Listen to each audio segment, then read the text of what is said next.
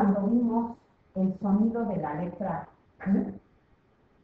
Vimos que sonaba con K,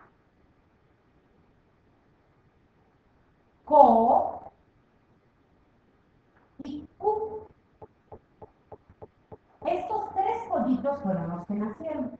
K suena como en casa, Ko como en coche y Q como en cubeta. Ahora bien, ¿qué crees? Pues sí nacieron los otros dos pollitos, pero nacieron muy débiles, entonces suenan muy suavecito. Entonces vamos a decir C y vamos a decir sí. Por ejemplo, cepillo. Cepillo se escribe con K, pero suena C.